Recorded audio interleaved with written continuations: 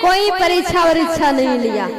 मैंने प्रणाम किया और चली आई कि कछु न परीक्षा लेने गोसाई कि न प्रणाम तुम्हारे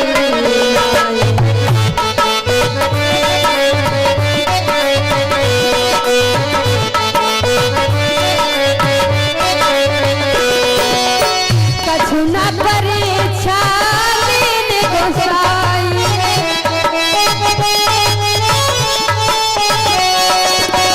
कछु न परीक्षा लेने गोसाई न प्रणाम तुम्हारे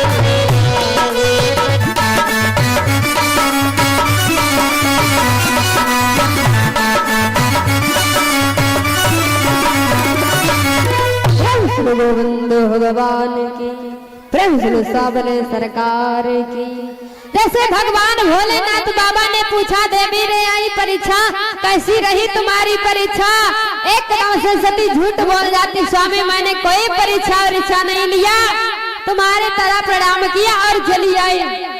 हम और आप लोग हो तो मान जाए भगवान भोलेनाथ बाबा कहाँ मानने वाले। जिस प्रकार से हम और आप लोग फॉरेन नेट पे सर्च करके देख लेते हैं कि लखनऊ में क्या हो रहा, सीतापुर सिटी में क्या हो रहा, बाराबंकी में क्या हो रहा, वैसे भगवान भोलेनाथ बाबा के पास भी एक नेट सिस्टम है। कौन? ये कोई लैपटॉप या मोबाइल नहीं है। कौन मोबाइल कौन है? भगवान भोलेनाथ बाबा के पास ध्यान रूपी मोबाइल।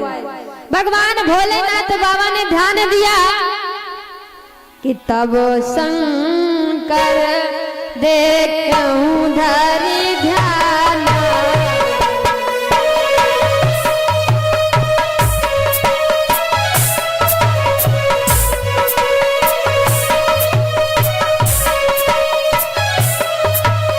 तब शंकर देखूं धरि ध्यान तब शंकर सचेत चेन चरित सब जाना चरित सब जाना।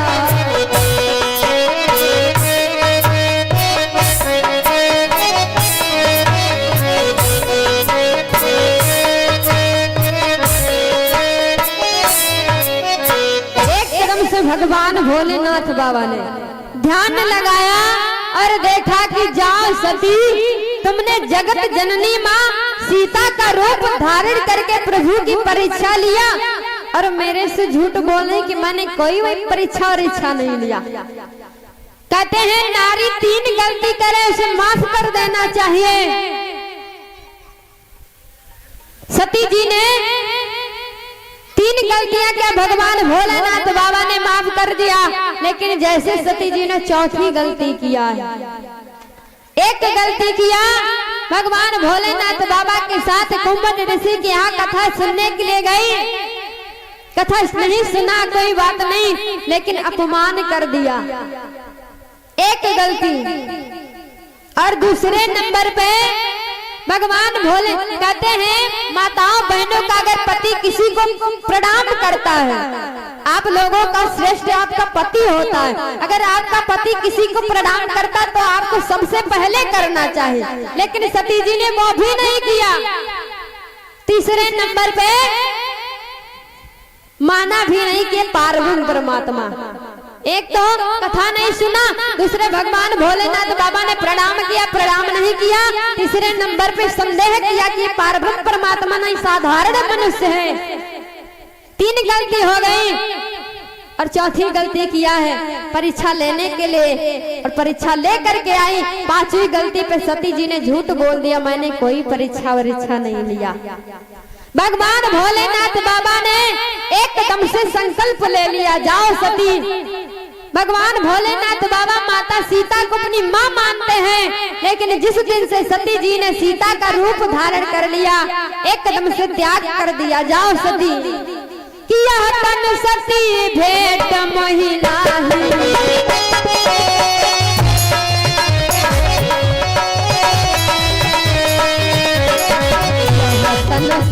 भेंट मोहि नाही, तो संकल्प की न मनवाही।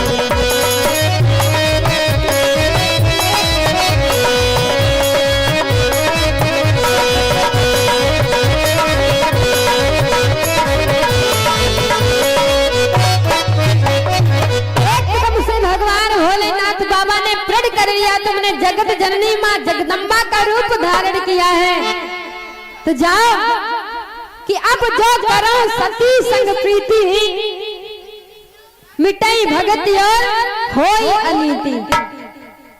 अगर मैंने आज को सती को पत्नी की दृष्टि से पुनः देखूंगा, क्योंकि इन्होंने माँ का रूप धारण कर लिया, तो आज से संसार में माँ और पुत्र का रिश्ता समाप्त हो जाएगा। भक्ति के मार्ग पे ये अनीति हो जाएगी। तो भगवान भोलेनाथ बाबा ने संकल्प ले लिया, जाओ सती, आज से हमारा तुम्हारा पति पत्नी का रिश्ता नहीं है। त्याग कर दिया भगवान भोलेनाथ बाबा, एक कदम से कैलाश पर्वत के लिए चल देते हैं। अनेकों इतिहास, अनेकों पुराणों का वर्णन करने लगे क्रोध में भगवान भोलेनाथ बाबा। सती जी पीछे पीछे जा रही, दौड़ते दौड़ते। जैसे भगवान भोलेनाथ बाबा ने प्रण किया ना, तो सारे देवता बड़ा प्रसन्न हुए, आकाश मार्ग से पुष्पों की वर्षा करने लगे। धन्य है भगवान भोलेनाथ बाबा। भगवान भोलेनाथ बाबा जैसा प्रण कोई देवता नहीं ले सकता है। क्यों? क्योंकि आजकल माताएं बहनें 3 नहीं बल्कि 3000 गलतियां कर डाले, फिर भी दादा लोग माफ कर देते, कोई सजा नहीं देते। लेकिन भगवान भोलेनाथ बाबा ने तो त्याग ही कर दिया पत्नी का। ऐसा कोई व्यक्ति होगा, कहते माँ पुत्र का रिश्ता समाप्त हो जाता है। एक बेटा अपनी माँ को नहीं मानता है, एक बेटा अपने भाई को छोड़ देता है, किसके कारण? सिर्फ नारी के कारण। लेकिन भगवान भोलेनाथ बाबा धन्य है जो आज सती का त्याग कर दिया। तो देवता पुष्पों की वर्षा करने लगे। सती पूछते पूछते प्रभु आपने कौन सा प्रण किया है? लेकिन भगवान भोलेनाथ बाबा कहते हैं प्रेम रूपी धागा जो होता है एक बार टूट जाता है तो दोबारा जोड़ने से जुड़ तो जाता है, लेकिन उसमें गांठ पड़ जाती है कि रही मन धागा प्रेम का, मति तोड़ो चटकाए, जोड़े से ना जुड़त है, जुड़े गांठ पर जा। प्रेम रूपी धागा पति पत्नी का होता है, अगर एक बार टूट जाता है तो दोबारा जोड़ने पे जुड़ेगा तो, लेकिन गांठ पड़ जाती है। सती पूछती है प्रभु आपने कौन सा प्रण किया है? भगवान भोलेनाथ बाबा क्रोध में कुछ नहीं बोल रहे, कैलाश पर्वत पे पहुंच गए, एकदम से समाधि लगा लिया। हमारे यहाँ माताओं बहनों में दादा लोगों में झगड़ा होता है, तो ज्यादा में ज्यादा बहुत ही ज्यादा तो 6 महीने तक। 6 महीना बहुत लंबा समय, 1 2 3 दिन है ना। लेकिन भगवान भोलेनाथ बाबा जानते हो कितने वर्षों के लिए समाधि लगा लिया। सती से बोला नहीं, 87,000 वर्षों के लिए। और यहाँ जानते हो एक पति पत्नी में झगड़ा हुआ तो पति के मुख से निकल गया पत्नी से, अगर असल बाप की होना तो मेरे से बात मत करना। अब पत्नी को बड़ी गुस्सा आई कि इन्होंने कह दिया असल बाप के होना, तो उसने भी कहा अगर तुम भी असल बाप के हो ना तो मेरे इस बात मत करना। अब झगड़ा हुआ, 2 3 4 दिन व्यतीत हो गए। पति देवता अलग चूल्हा फूंक रहे और पत्नी बढ़िया बढ़िया किचन में गैस सिलेंडर पे खाना बना रही।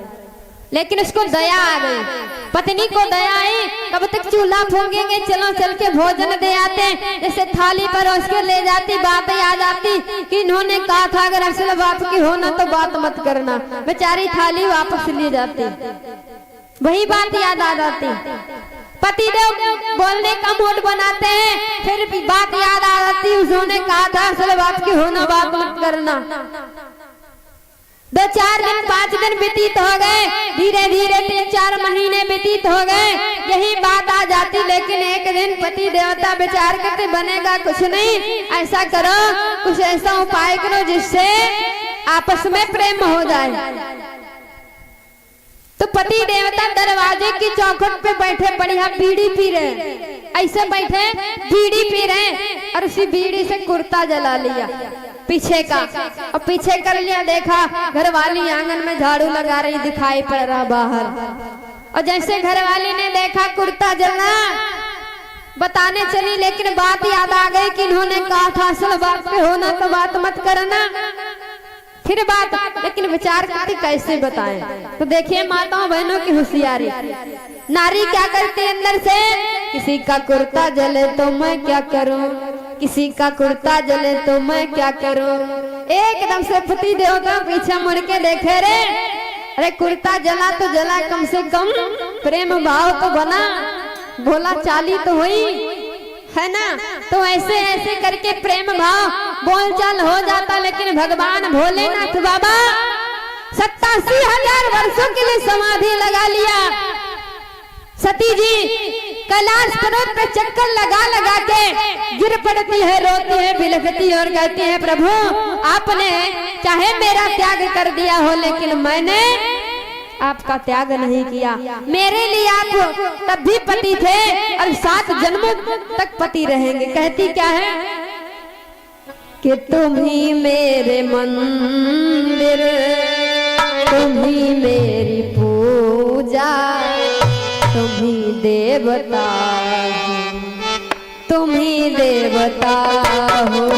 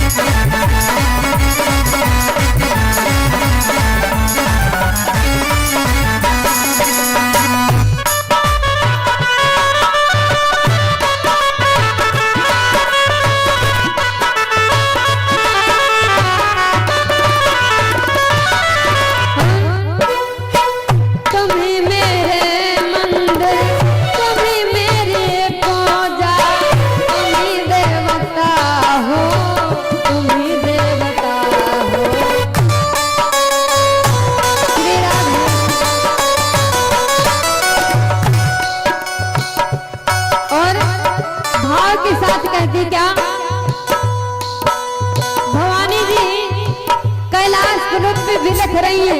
भगवान भोलेनाथ बाबा से निवेदन करती, लेकिन भगवान भोलेनाथ बाबा बहुत दिन बीते चलो मैं सुला दो, पवन छेड़ सरगम की लोर सुना दो।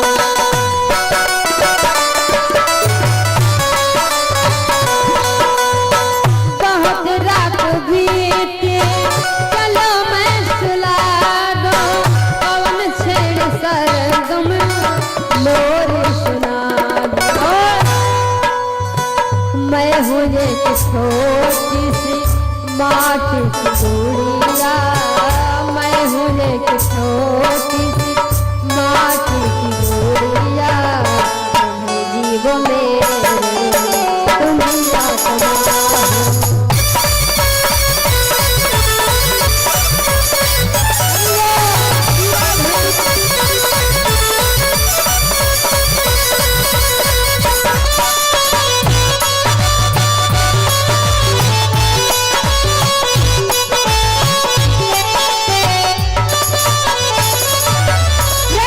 गोविंद भगवान की, भूतनाथ भोले शंकर की। इधर भगवान भोलेनाथ बाबा ने समाधि लगा लिया। सती जी भगवान से निवेदन करती, प्रभु जिस नारी का पति हुई उससे रूठा हुआ हो, उस नारी के जीने का क्या फायदा है। इसलिए प्रभु मेरे को ऐसा वरदान दीजिए कि मैं इस शरीर से मुक्ति पा जाऊं। सती जी ने वरदान मांग लिया। धीरे धीरे 87,000 वर्ष व्यतीत हो गए। 87,000 वर्षों के बाद भगवान भोलेनाथ बाबा ने समाधि को तोड़ा है। तो सती जी ने जाना कि मेरे पिया ने समाधि तोड़ दिया, और जैसे समाधि तोड़ा जान कैसे गई सती जी की समाधि टूट गई। पहले के जो दादा लोग उठते थे ना, तो राम नाम उच्चारण के साथ प्रातः काल उठते थे। अब आजकल माताएं बहने जान जाती हमारे पति देव जग गए, लेकिन परिवर्तन है थोड़ा। आजकल दादा लोग उठते बाद में बेड से, और जैसे आँख खुली आवाज आती का चाय बनी गई है ना, का चाय बन गई। हम कहते जो प्रातः काल चाय का नाम लेता है दिन भर उसके घर में चाय चाय रहती है। पहले के लोग राम नाम लेकर के उठते थे। भगवान भोलेनाथ बाबा ने समाधि तोड़ा कैसे कि राम नाम शिव सुमिरन लागे,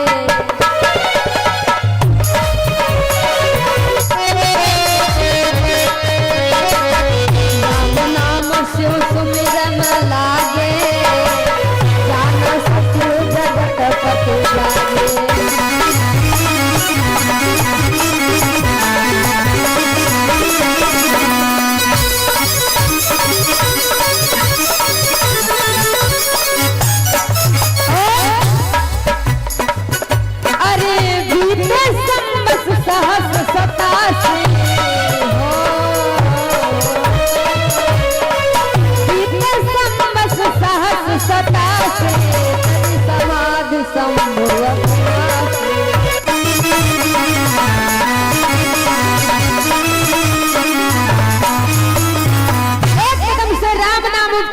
साथ में भगवान भोलेनाथ बाबा ने नेत्रों को खोला। जैसे सती जी ने देखा मेरे स्वामी ने समाधि को तोड़ दिया, एकदम से सती जी जाती है, जाई सम्मुपद बंधन कीना, सन्मुख शंकर आसन दे दीना। भगवान भोलेनाथ बाबा ने सामने सती जी को आसन दे दिया, और कहते हैं सामने आसन किसका होता है? माता का। पत्नी तो अर्धांगिनी होती है, बाएं भाग में पत्नी का वास होता है। सन्मुख शंकर आसन, क्योंकि मां मान लिया भगवान भोलेनाथ बाबा ने सती को, जिस दिन से सीता का रूप धारण करके गई थी। सामने आसन दे दिया। भगवान भोलेनाथ बाबा का काम एक ही है, राम कथा सुनना और राम कथा कहना। भगवान भोलेनाथ बाबा लगे कहन हरि कथा रसाला, दक्ष प्रदेश भय तही काला। सती जी को सामने आसन दे दिया, भगवान भोलेनाथ बाबा कथा श्रवण कराने लगे। उसी समय सती जी के पिता जिनका नाम है दक्ष, राजा दक्ष, एक बहुत बड़ी यज्ञ का अनुष्ठान, जैसे यहाँ पे 11 दिवसीय यज्ञ चल रही ना, उसी प्रकार सती के पिता राजा दक्ष जी ने बहुत बड़ी यज्ञ का अनुष्ठान किया है। समस्त देवता, किन्नर, नाग, गंधर्व, संत महात्मा कोई बाकी नहीं है, सिर्फ 3 लोगों को छोड़ करके। एक तो विष्णु भगवान, दूसरे ब्रह्मा जी, तीसरे पे भगवान भोलेनाथ बाबा। 3 देवताओं को छोड़ करके राजा दक्ष ने समस्त देवताओं को निमंत्रण दिया है, समस्त गंधर्वों को निमंत्रण दिया है, सभी सब जा रहे हैं। और सती जी का हमेशा कथा में मन नहीं लग रहा। सती जी कभी आकाश मार्ग में देखती है, तो कहीं दाएं देखती तो कहीं बाएं देखती है, कथा में बिल्कुल मन नहीं है। जैसे सती जी ने आकाश मार्ग की तरफ दृष्टि किया ना, तो देवता अपने अपने विमान सजाए, बढ़िया सुंदर सुंदर। गंधर्वों की नारियां सुंदर सुंदर गीत गा रही हैं कि सुर सुंदरी करहे कल गाना, श्रवण संत मुनि छोट ही ध्यान। राम सिया राम, सिया राम जय जय राम, राम सिया राम, सिया राम जय जय राम।